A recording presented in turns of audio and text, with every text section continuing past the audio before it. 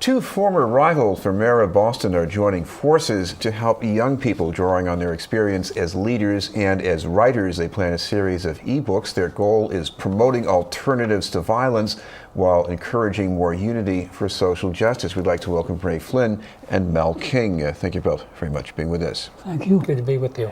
I want to start with your histories around this, alternatives to violence. Ray Flynn, I mean, you grew up in a neighborhood, in those days, I think there was a lot of stuff that we just took for granted, that life was tough in the neighborhoods. Well, when you think about it, my friend Mel King and I have similar backgrounds in that regard.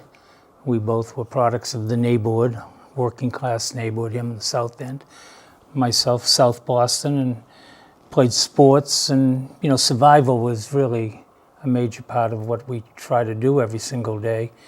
And so who knows that environment, what it means to be a young kid growing up without much money or influence, political influence or business influence.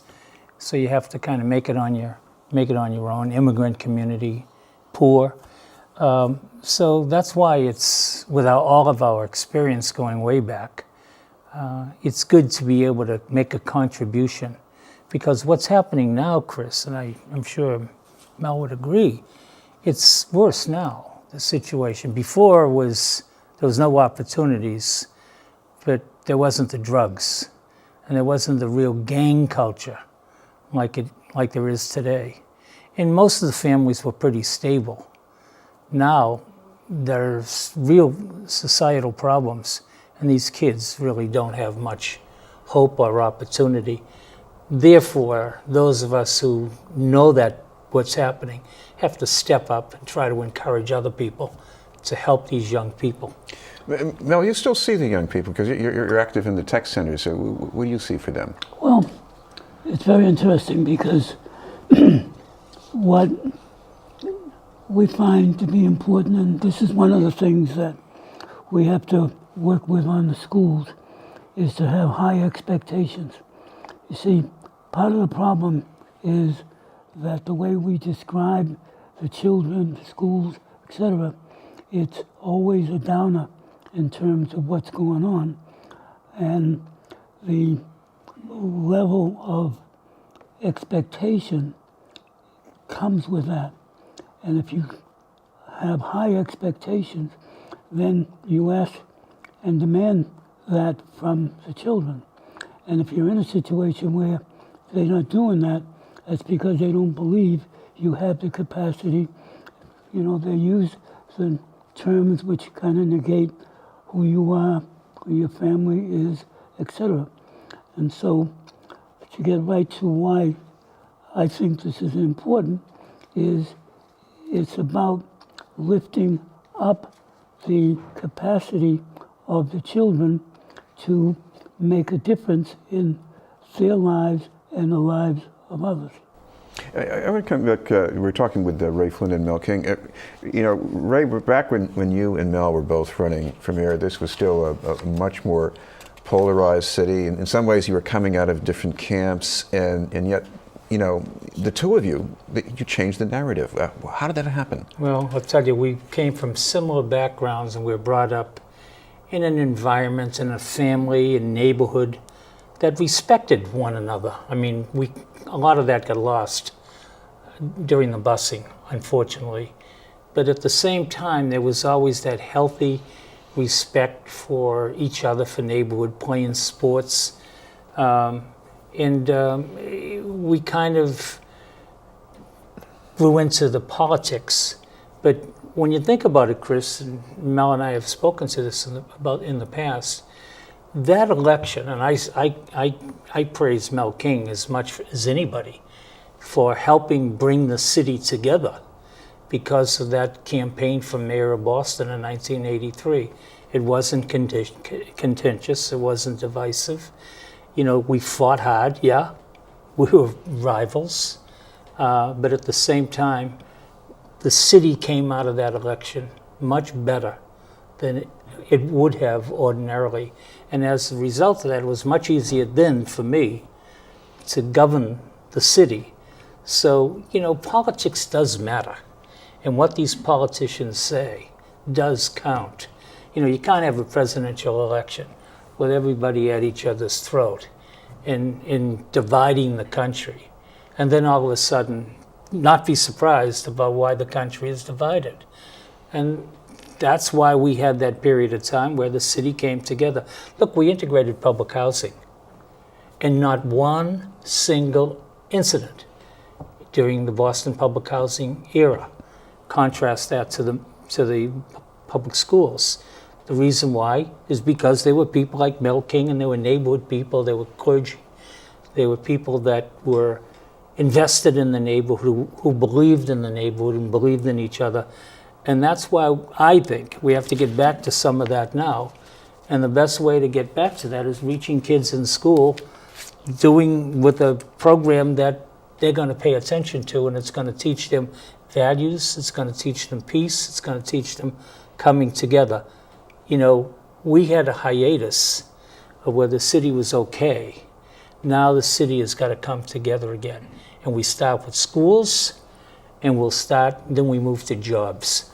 These kids don't have hope, opportunity, education, or jobs. A city can't exist like that.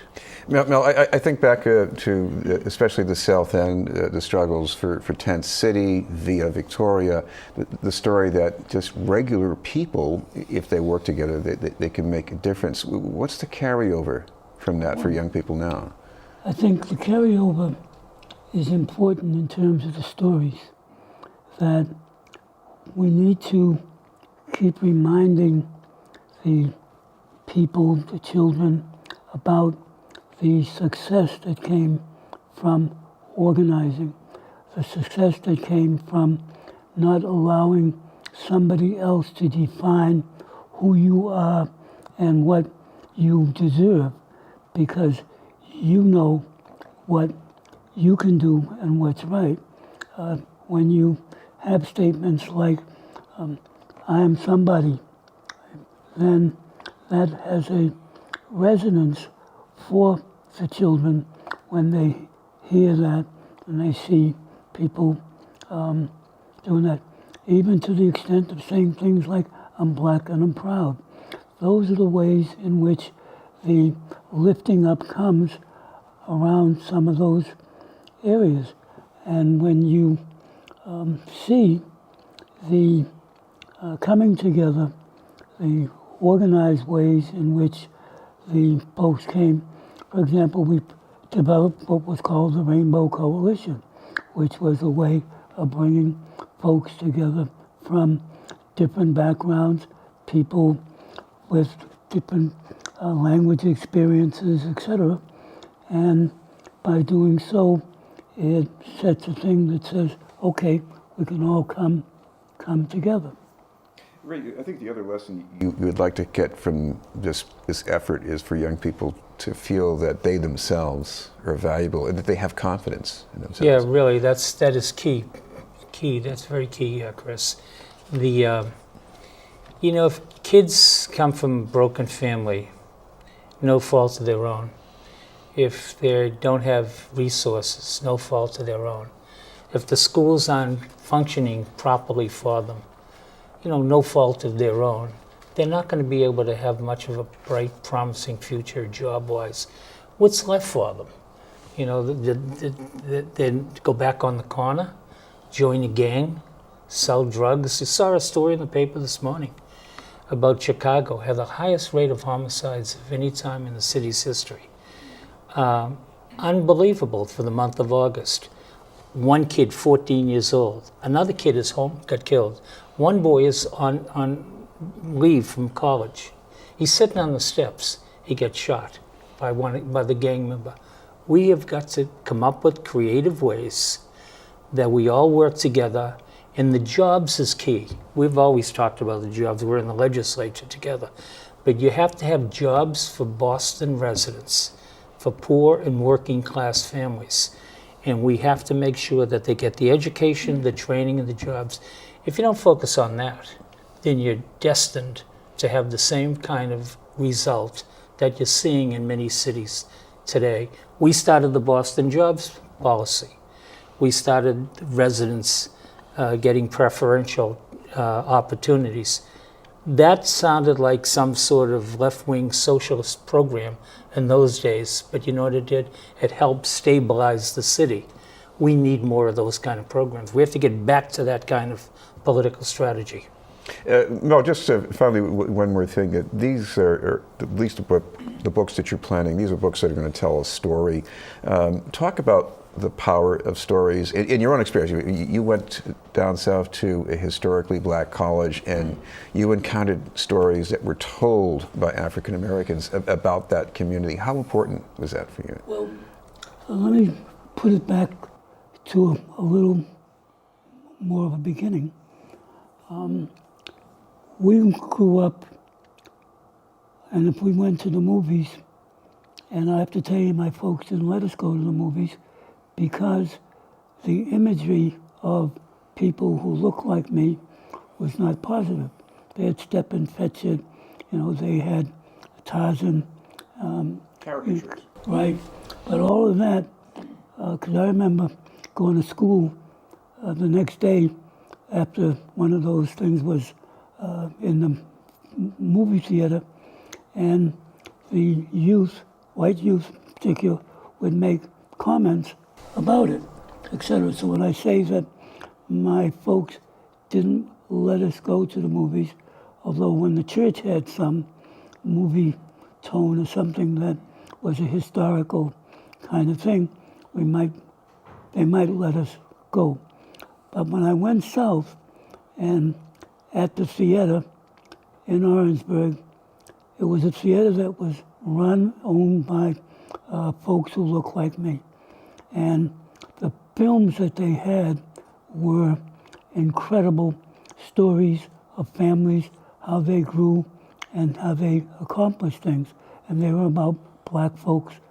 And it stuck with me. So coming back to Boston and working in the settlement house, the idea, particularly we started off in some similar way, getting the children to get off of the Dick and Jane stories, but to tell their stories, draw them, okay? We even took photos of them, and we had them put up around the center so they could see that it was their work that was being looked at about their experiences that they had and their families had. And it makes a big difference. And the power of the media and the imagery is critical to getting these kind of things going with folks and with their children. Thank you both very much, Mel King and Ray Flynn.